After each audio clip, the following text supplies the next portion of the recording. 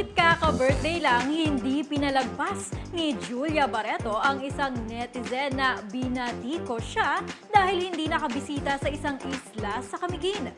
Umaabante sa chikahan si Mildred Amistad Bacod. Nagsalita na si Julia Barreto matapos na batikusin ng isang netizen na hindi umano nakabisita sa isang tourist spot nang bumisita sa Camiguin. Sa isang statement, sinabi ni Julia na hindi niya ito tolerate ang mga misinformation na nakakaapekto sa kanyang karakter, trabaho at ang layunin ng Juju on the Go.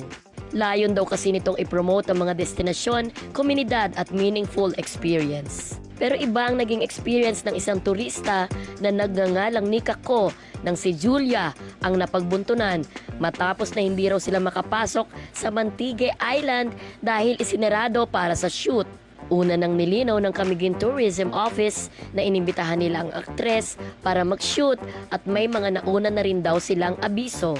Samantala, sinabi pa ni Juju na sana raw ay hindi danasin ni Nika ang kanyang karanasan ng mga pag-atake at masasakit na salita, lalo na't hindi naman pala alam ang tunay na nangyari. Ako si Mildred Amistad Bacod, ang showbiz kafanay ng Abante Radio. Ito ang balitang mabilis, mabangis, walang mintis.